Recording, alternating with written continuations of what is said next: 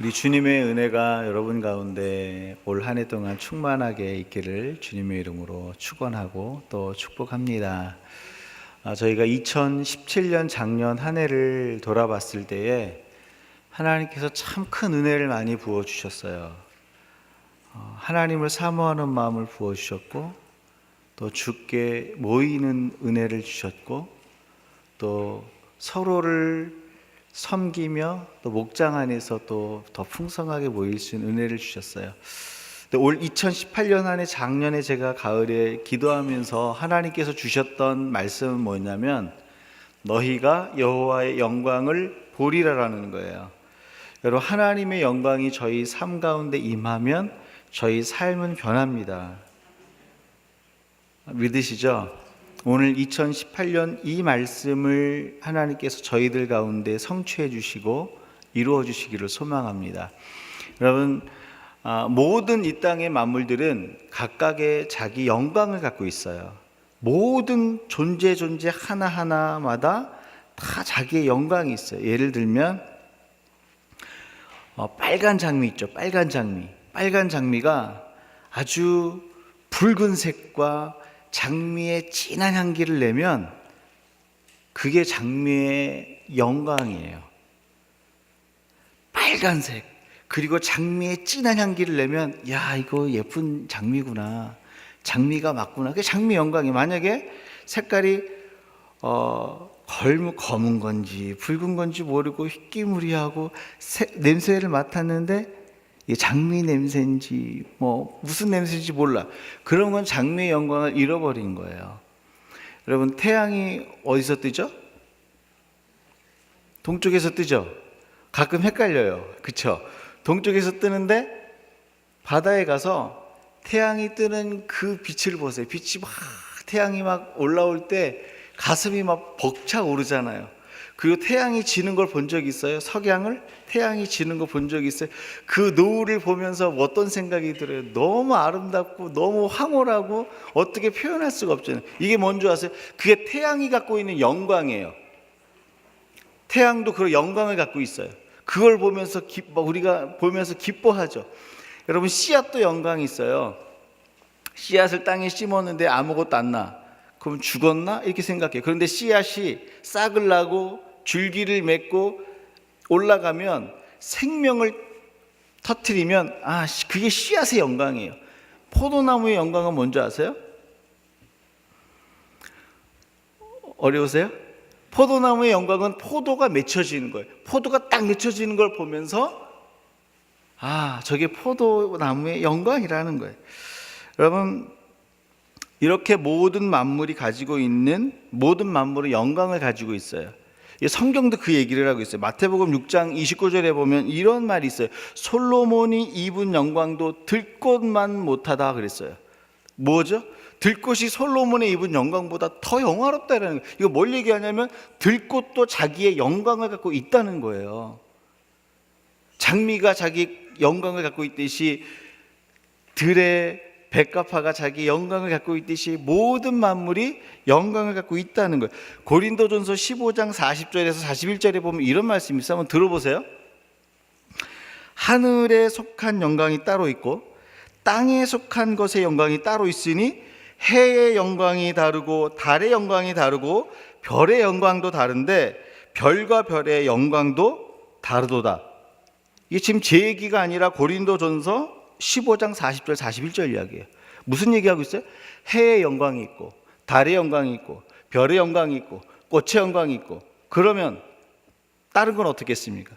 다 영광이 있는 거예요. 사람도 사람의 영광이 있는 거예요. 그래서 장미를 더욱더 장미답게 만드는 그 영광, 태양을 더 태양답게 만드는 그 영광, 꽃을 꽃답게 만드는 영광, 별을 별답게 만드는 영광, 인간을 인간답게 만드는 영광이 있다는 거예요. 마찬가지로 하나님도 하나님의 영광을 갖고 계세요. 모든 만물이 영광을 갖고 있다고 그랬죠. 왜 그런 줄 아세요? 하나님 그 자체가 자기의 영광을 갖고 있기 때문에 세상을 창조하실 때 각 만물이 자기가 자기 자신이 되는 영광을 주셨어요. 그럼 하나님이 갖고 있는 영광은 뭘까요?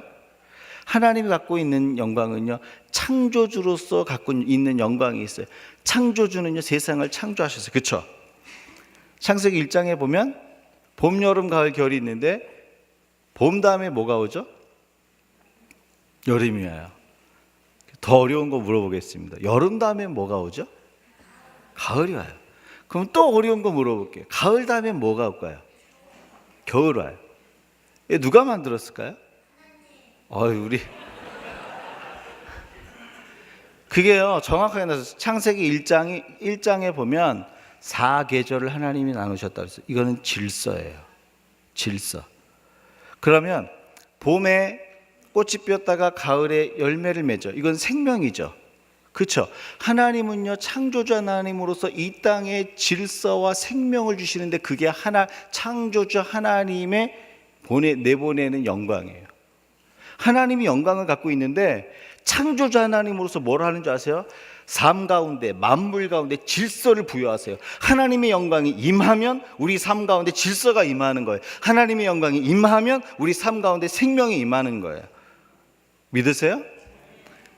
제가 지난주 송구영신 예배 때 우리가 그랬죠. 따뜻한 난로 옆에 가면 몸이 따뜻해져요? 안 따뜻해져요?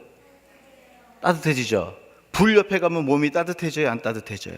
따뜻해져요. 이게 상식이에요? 비상식이에요? 우리 유치부 애들이 있어요. 우리 학생들이 있어요. 너무 힘이 나네. 상식이에요, 상식. 불 옆에 가면 몸이 따뜻해지잖아요. 마찬가지예요. 하나님의 영광 가운데 우리가 나아가고 하나님의 영광이 비춰지면요, 삶의 질서가 임하는 거예요. 생명이 임하는 거예요. 여러분, 구원자 하나님으로서의 영광이 있어요. 구원자 하나님의 영광은 뭔지 아세요? 구원자 하나님은 죄를 씻어주시는 거예요. 그래서 영원한 생명을 주세요. 그래서 하나님의 영광이 우리 가운데 임하잖아요. 우리 마음속에 있는 죄가 물러가진다니까요. 하나님의 영광이 찾아오면 생명이 오는 거예요. 제가 또 수수께끼 하나 낼게요. 새벽에 태양이 떠서 어둠이 물러갔을까요? 어둠이 물러가서 태양이 떴을까요?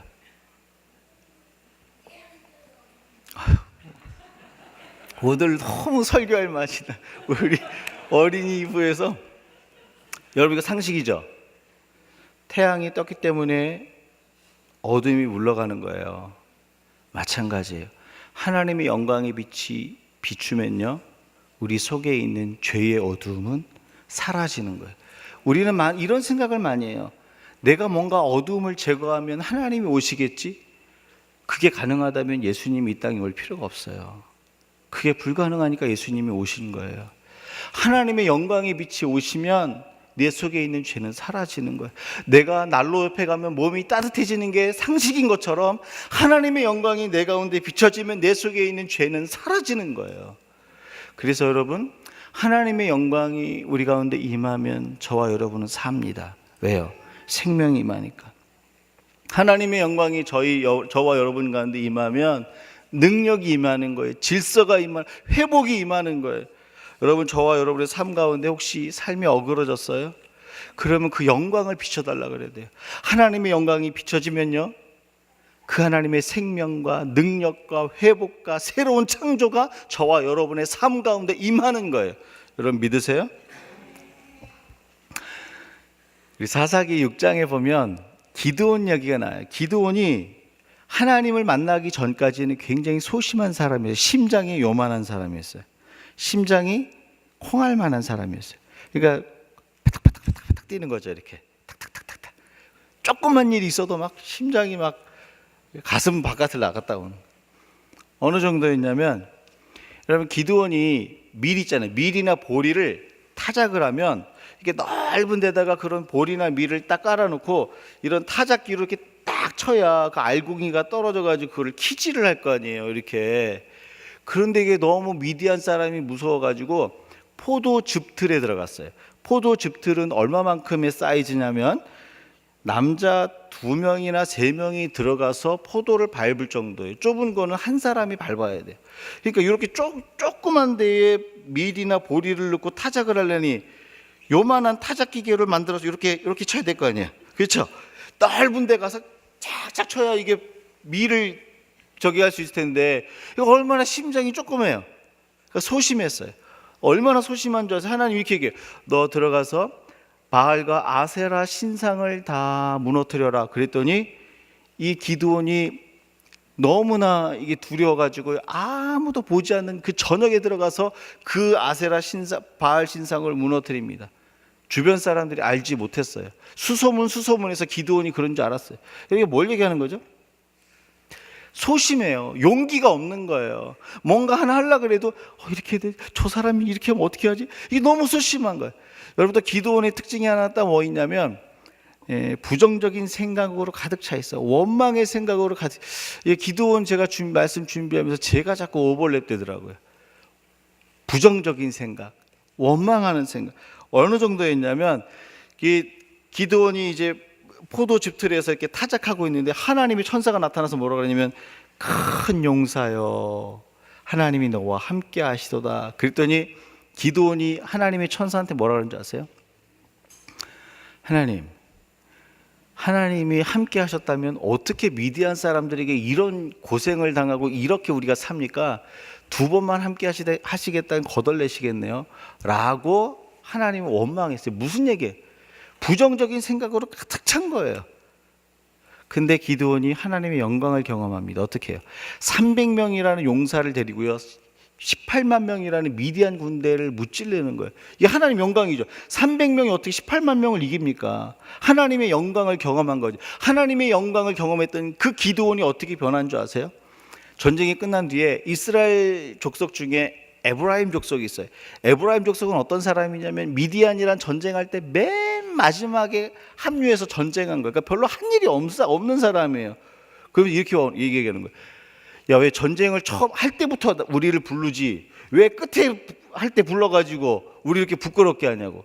그랬더니 그때 기드온이 뭐라 그러는 줄 아세요? 야, 네가 마지막에 했던 그 일이 우리가 처음부터 했던 것보다 더 커. 너가 더 큰 일 했어. 걱정하지 마. 여러분, 소심했던 이 기드온이 언제부터 이렇게 담대해졌어요?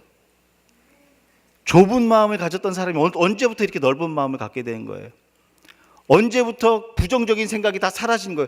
제가 기드온이었다면요, 야, 내가 처음에 부를 땐 안 오고 끝에 나타나서 이제 와서 딴소리를 해? 이렇게 얘기했을 것 같아요. 근데 하나님의 영광을 경험하니까요, 그 안에 있는 좁은 마음이 넓어지는 거예요. 그 안에 용기 없었던 마음이 용기가 생기는 거예요. 부정적인 생각이 사라지는 거예요.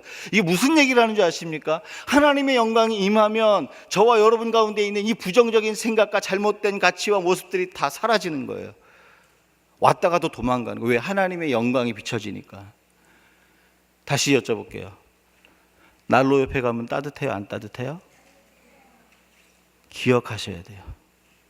난로 옆에 가면 반드시 몸이 따뜻해집니다. 마찬가지로 하나님의 영광이 비춰지면 내 속에 있는 부정적인 생각이 사라지는 거예요. 내 마음이 따뜻해지는 거예요. 그분의 사랑으로 따뜻해지는 거예요. 그래서 생각이 달라지고요, 우리 인식의 폭이 넓어지는 거예요. 가치가 변하는 거예요. 그래서 오늘 5절 말씀에 보면은요, 어떤 말씀이 있냐면 여호와의 영광이 나타나고 모든 육체가 그것을 보게 되리라. 하나님의 소망이 뭔지 아세요? 저와 여러분의 삶 가운데 하나님의 영광을 보여주시는 거예요. 왜요? 그래야 변하니까. 하나님의 꿈이 뭔지 아세요? 저와 여러분의 10년 가운데 하나님의 영광을 보여주시는 거예요. 하나님의 영광을 나타내는 거예요. 하나님의 영광을 갖고 있다 그랬어요. 장미가 영광을 가지고 있고 태양이 영광을 가지고 있고 사람도 자기의 영광을 갖고 있는 것처럼 하나님의 영광을 우리 가운데 보여주길 원하세요. 왜요? 치유하시고 고치시고 회복시키기 위해서. 그래서 하나님께서 오늘 2018년도 저와 여러분 가운데 선포하시는 건 뭐냐면 너희가 여호와의 영광을 보리라. 이 말씀을 선포하시는 거예요. 그렇다면 하나님의 영광이 우리 삶 가운데 어떻게 나타날까요? 하나님의 영광이 나타나기 원하세요? 그 방법이 1절, 2절에 나타나 있어요. 1절, 2절 말씀 같이 읽습니다. 같이 읽겠습니다. 너희의 하나님이 이르시되 너희는 위로하라. 내 백성을 위로하라. 너희는 예루살렘의 마음에 닿도록 말하며 그것에게 외치라. 그 노역의 때가 끝났고 그의 모든 죄로 말미암아 여호와의 손에서 벌을 배나 받았느니라 할지니라 하시니라. 1절 말씀에 보니까 위로하래요. 하나님이 그 백성을 위로해요. 여러분 잘 들어보세요. 하나님이 여러분을 위로하기 원하신다는 거. 위로하래요. 여러분을 위로하래요. 어떻게 위로해요? 그 위로하는 구체적인 내용이 2절 말씀이에요. 어떻게 위로하냐면 너희의 노역이 끝났대요. 노역은 뭐냐면 힘든 노동이에요. 내 삶이 어떤 버든이에요. 근데 짐이에요. 죄의 짐이에요. 그게 끝났다는 거. 왜요? 벌을 이미 배나 받았기 때문에, 하나님의 손에서 이미 그 죄값을 치렀기 때문에 너희는 자유라는 거예요. 죄가 끝났다는 거예요. 이게 하나님이 주시는 위로의 복음이에요. 그래서 하나님이 뭘 얘기하시냐면 하나님이 영광이 나타나기 전에 먼저 죄의 짐을 풀어주시는 복음을 먼저 선포해 주세요. 하나님의 영광이 나타나기 전에 하나님과 우리 사이에 있는 죄의 구름을 먼저 제거하세요. 그래야 하나님의 영광이 효력을 발휘하기 때문에 그래요. 하나님의 영광이 임하기 원하세요? 그러면 하나님의 위로의 복음을 들어야 되는데, 그 위로의 복은 뭐냐면 우리의 죄를 제거하셨다는, 하나님과 나 사이에 있는 죄의 구름을 제거하셨다는, 우리의 죄의 짐을 하나님이 제거하셨다는 이 복음을 먼저 들어야 하나님의 영광이 임하는 거예요. 따라서 죄를 씻어주시는 복음을 듣는 사람이 하나님의 영광을 보게 됩니다. 하나님과 우리 사이에 있는 죄의 구름이 제거된 사람이 하나님의 영광을 보게 되는 거예요. 제가 12월 초하고 중순 이렇게 넘어갈 때 한 8일에서 10일이었나 잘 기억은 안 나는데, 일주일 전부터 일기예보에 보니까 이런 일기예보가 있더라고요. 화요일인가 수요일 날 하루 종일 햇볕이 쨍쨍 내려진 일기예보가 있어요. 혹시 이게 바뀔까? 생각을 하고 다시 봤는데 이틀이 지나도 3일이 지나도 일주일이 되도록 그 화요일하고 수요일은 계속 햇볕이 쨍쨍 찌는 거예요. 그 다음부터 기대가 생기고 빨리 화요일하고 수요일이 왔으면 좋겠어요. 그 햇볕을 막 맞고 싶은 거예요. 근데 진짜로 그날 햇볕이 딱 떴는데, 제가 사는 동네는 랭리거든요. 근데 그 햇빛을 효력을 못 봤어요. 화요일하고 수요일 날 하루 종일 너무나 짙은 안개가 하루 종일 꽉 끼어 있는 거예요. 제가 지금까지 이렇게 그때처럼 안개를 치료해 본 적이 없어서, 햇볕은 떴는데 햇볕이 효력을 발휘하지 못하는 거예요. 그래서 제가 써리에 올 일이 있어가지고 차 타고 써리에 왔거든요. 안개가 하나도 없는 거예요. 햇볕은 쨍쨍 내리치고 하늘은 파란 거예요. 제가 그거 보면서 너무너무 행복했어요. 랭리에 있는 안개가 너무 밉더라고요. 너무 싫더라고요. 여러분 지금 무슨 얘기하는 줄 아세요? 햇볕이 써리에 오니까 구름이 걷히고 안개가 없으니까 그 찬란한 햇빛과 아름다운 하늘이 쫙 깔려 너무나 행복하더라고요. 근데 랭리에 가니까 그걸 못 느껴. 왜요? 안개 때문에, 구름 때문에. 마찬가지예요. 하나님과 저와 여러분 사이에 죄의 구름이 끼어 있잖아요. 하나님의 영광이 비춰지는데 지금 그게 가려져 있으면 내가 그 효력을 모르는 거예요. 죄의 짐을 지고 있을 때는 그걸 모르는 거예요. 하나님이 뭐라 그러냐면, 내가 너에게 나의 영광을 비출 때에 너와 나 사이에 있는 죄의 구름을 걷어내자. 어떻게 걷어내요? 우리에게는 할 수가 없어요. 뭘 들어야 되냐면 죄를 제거해 주시는 하나님의 복음을 듣는 거예요. 복음을 듣잖아요. 말씀으로 우리를 씻는다 그래서 에베소서 5장 보세요. 말씀으로 씻어 너희를 거룩하게 한, 말씀이 뭐예요? 복음이잖아요. 복음을 들으면 죄의 구름이 사라지는 거예요. 그러면 하나님의 영광이 임하는 거예요. 여기서 이런 퀘스천을 가져야 돼요. 죄를 씻어주시는 복음을 들으면 왜 하나님의 영광이 임할까? 왜 죄를 제거해 주시는 복음을 들으면 하나님의 영광이 임할까? 여기에는 두 가지 현상이 있기 때문에 그래요. 4절 말씀 우리 같이 함께 한번 읽어봅니다. 같이 읽습니다. 골짜기마다 도두어지며 산마다 언덕마다 낮아지며 고르지 아니한 곳이 평탄하게 되며 험한 곳이 평지가 될 것이요. 여러분 골짜기는 뭐예요? 밸리죠. 움푹 파인 데잖아요. 그곳은요 우리가 상처받고 힘들어서 마음이 낮아진 거예요. 또 하나는 뭐냐면 산과 언덕이에요. 이 높은 곳을 높은 곳은 우리의 마음이 높아진 교만한 마음을 얘기하는 거예요. 근데 이것을 평지로 만들어야 된다는 거예요.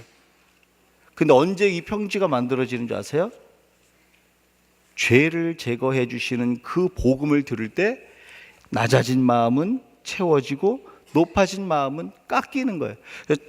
복음을 듣고 죄를 해결해 주시는 복음의 말씀을 듣는 사람에게 나타나는 첫 번째 현상은 뭐냐면 교만한 마음이 낮아지는 거예요. 높아진 마음이 낮아지는 거예요. 그래서 하나님의 영광이 임하게 되는 거예요. 여러분, 하나님의 영광이 언제 임하는 줄 아세요? 죄를 씻어주시는 복음을 들을 때요. 죄를 씻어주시는 복음을 들으면 높아진 마음이 낮아지는 거예요. 교만한 마음이 평평해지는 거예요. 그래서 하나님의 영광이 찾아오는 거예요. 이거 기억하셔야 돼요. 여러분, 인간은 쉽게 교만합니다. 내가 다른 사람보다 조금 더 가졌거나 조금 더 알거나 조금 더 소유하게 되면 교만해져요.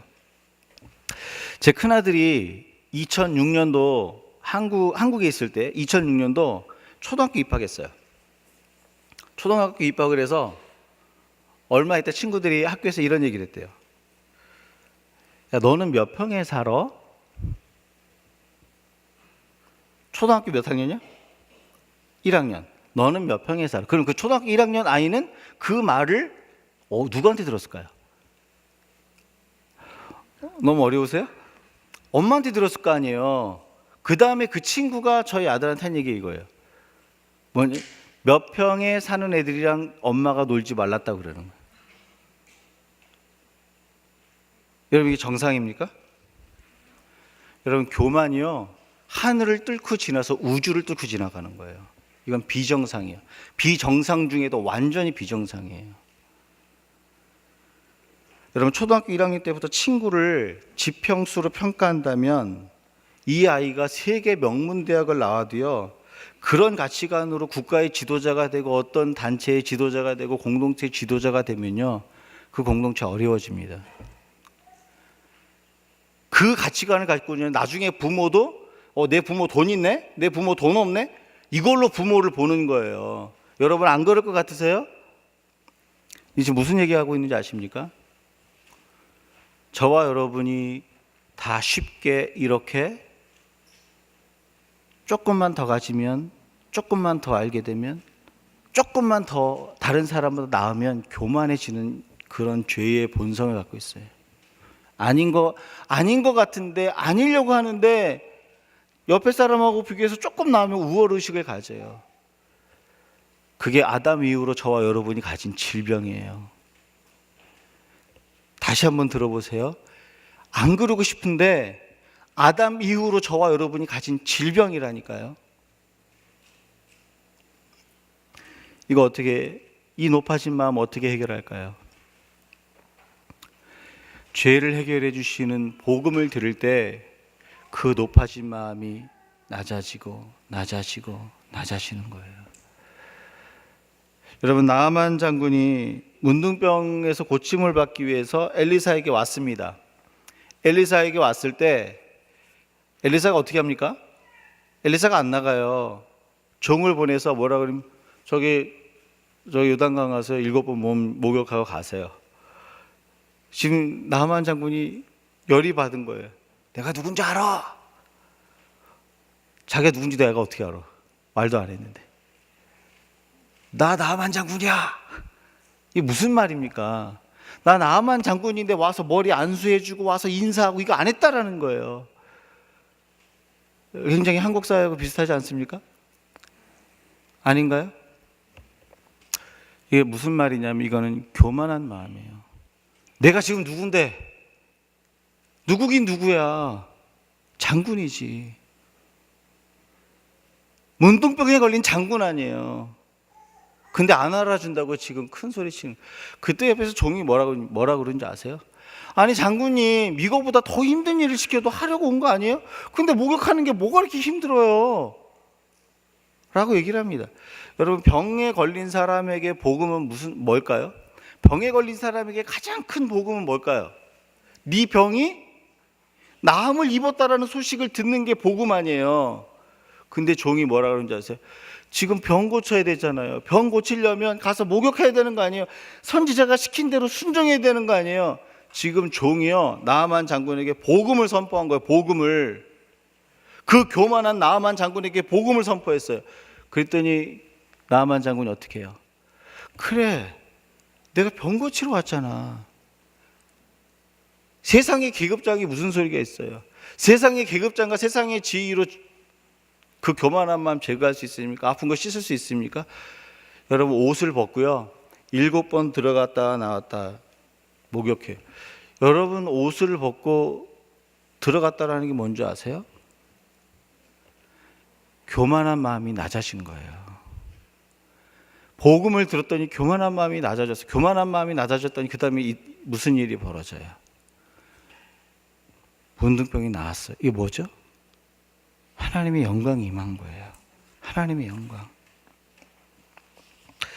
사랑하는 여러분, 죄를 씻어주시는 복음이 선포될 때 우리의 교만한 마음이 낮아집니다. 교만한 마음이 낮아져서 하나님의 영광이 거침없이 우리 영혼과 삶을 비추는 거예요. 여러분 믿으세요? 우리의 높아진 마음은 뭘까요? 우리의 교만한 마음은 뭘까요? 여러분, 이 세상에서 제일 교만한 마음이 뭔지 아세요? 좀 가졌다고 좀 더 많이 한다고 이렇게 의시되는 거, 그것도 교만이에요. 그것도 교만이에요. 근데 그것보다 더 큰 고질병이면서 고치기 어려운 교만이 있어요. 뭔지 아세요? 하나님 앞에서 자기의 수치를 못 드러내는 거예요. 하나님 앞에서 자기 수치를 못 드러내면 어떻게 합니까? 가장 나를 사랑하는 하나님 앞에서. 여러분, 부부 생활하는데 부부 앞에서 옷 못 보는 사람 있으세요? 주여, 너무 많이 알아 우리. 옷 벗는 게 자연스러운 거예요. 옷 못 벗는 게 비정상이에요. 그렇죠? 하나님, 가장 사랑하는 하나님 앞에서 하나님 저 아파요, 하나님 저 힘들어요, 하나님 저 씻어주세요 라고 말하지 못하고 이 옷을 벗지 못하는 게 가장 고치지 못하는 교만이요, 그 질병이에요. 하나님 아세요. 우리의 높아진 마음 씻어주기 원하시고 우리의 교만한 마음 제거해주기 원하세요. 왜냐하면 이거는 아담 이후로 안 갖기 원하는데 나도 모르게 생기는 병이에요. 병. 이게 제거되지 않으면 하나님의 영광이 뭔지 몰라요.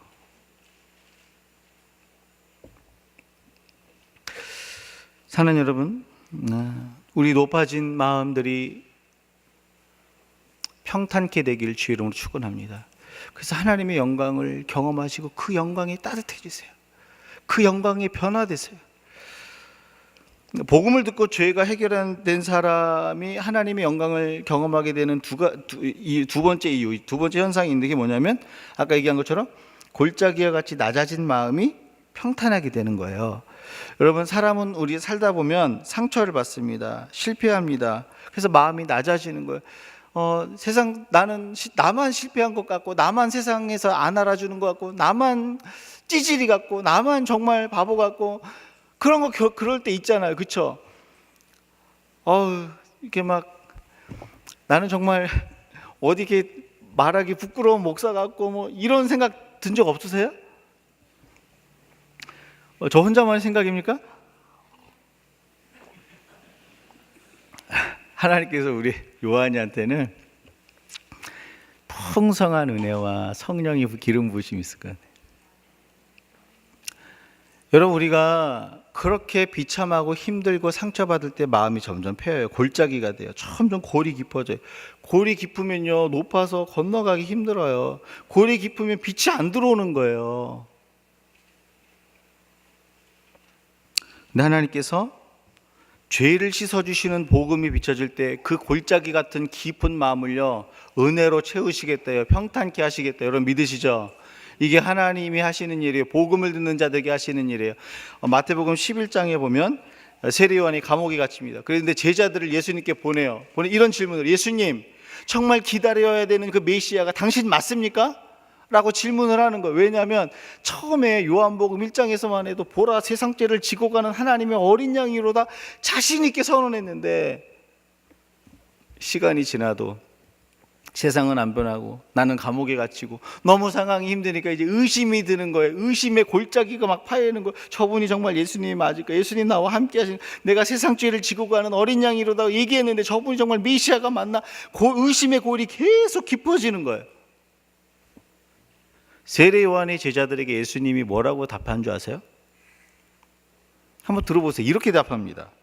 나병한 자가 깨끗해지고 못 듣는 자가 듣고 보지 못하는 자가 보게 되고 가난한 자에게 복음이 전파된다 하라. 이게 뭐죠? 복음을 얘기해 주신 거예요. 내가 기다려야 할 자가 당신이니까, 그러면 답이 뭐여야 돼요? 내가 그노라. 이렇게 될 거 아니에요. 나를 기다려야 되느니라, 내가 그야 라고 대답을 해야 되는데 그런 말은 하나도 안 해요. 그런 대답은 하지 않고 복음을 선언하는 거예요. 눈먼 자가 보게 되고 귀머거리가 듣게 되고, 뭐였어요? 하나 또 가난한 자가 복음을 듣게 된다. 복음을 왜 이게 내가 그로라 라고 대답을 안 하고 복음을 선언하셨을까?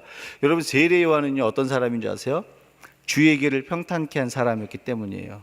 주의 길을 곧게 하는 사람이 평생토록 높아진 마음을 낮게 하고 골짜기 같은 마음을 은혜로 평탄케 했기 때문에 주의 길을 예비하는 사람이었어요. 그래서 평생 주의 길을 예비했기 때문에 굳이 내가 그러라고 말 안 해도 돼요. 복음만 전해도 그 복음을 붙들고 자기 속에 패여있는 그 마음을 평탄케 할 수 있는 은혜가 있는 거예요. 그래서 예수님이 뭐라 하는 줄 아세요? 그냥 복음 한마디 딱 전해요. 눈먼 자가 보게 되고 듣지 못하던 자가 듣게 된다 말하라. 복음이잖아요. 그 복음을 듣고 세례 요한이 깨닫는 거예요. 자기의 골짜기 같은 패어진 마음을 은혜로 채우는 거예요. 여러분, 그 다음에 무슨 일이 있었을까요? 성경에는 안 나타나요. 그런데 한 가지 유추할 수 있는 사건이 있어요.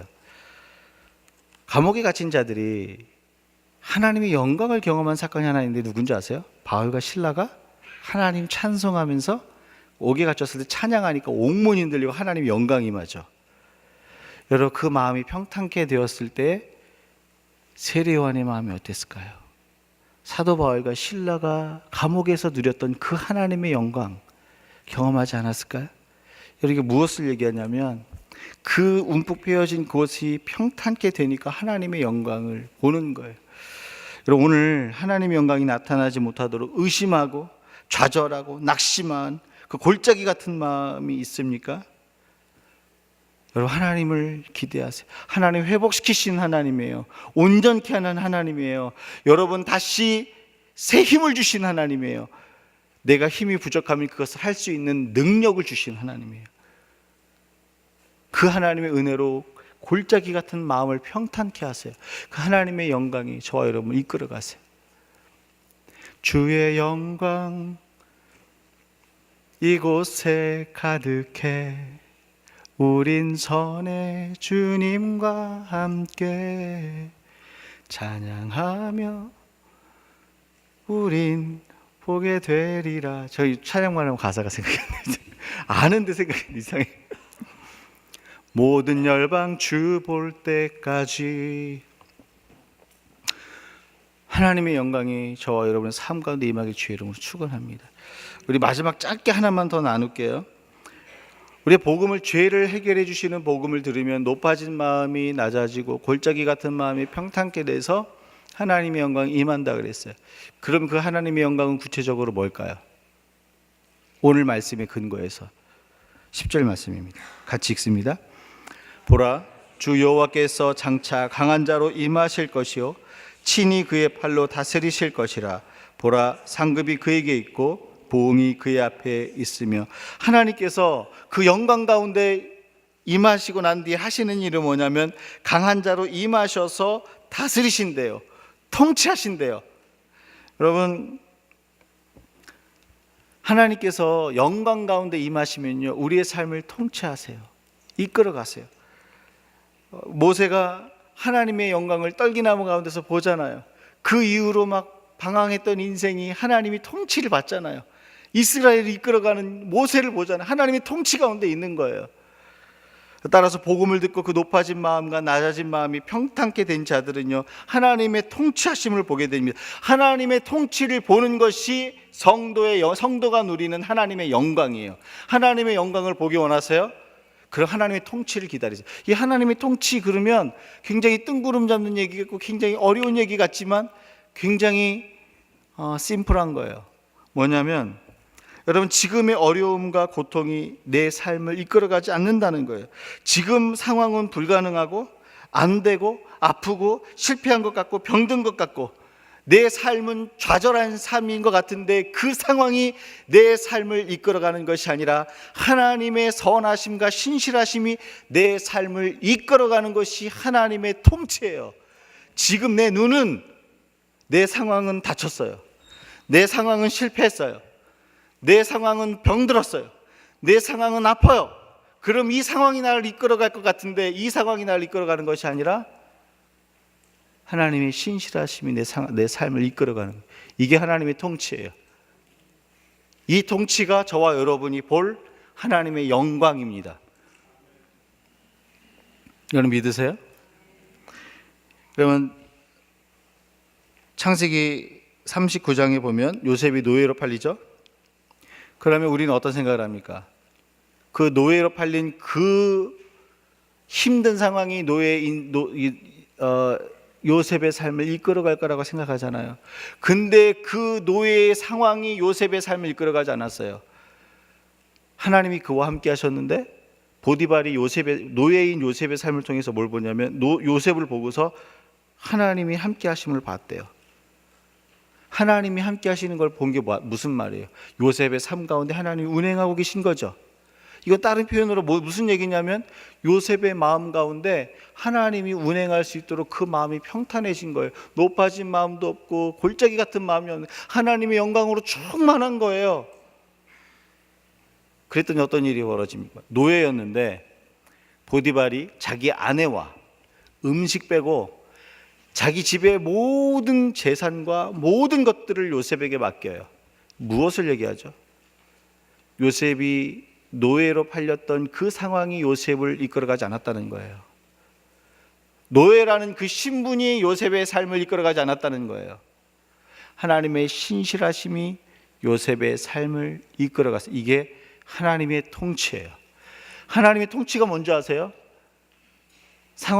내 상황과 실패가 내 삶을 이끌어가는 게 아니라 하나님의 신실하심이 내 삶을 이끌어가는 게 하나님의 통치예요. 이게 하나님의 영광을 보는 삶입니다.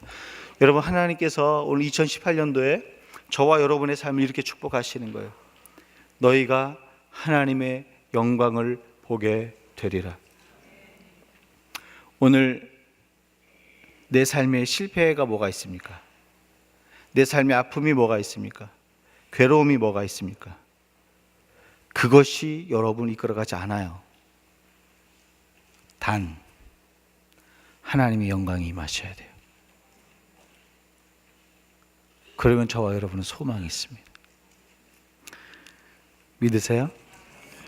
오늘 말씀을 정리합니다.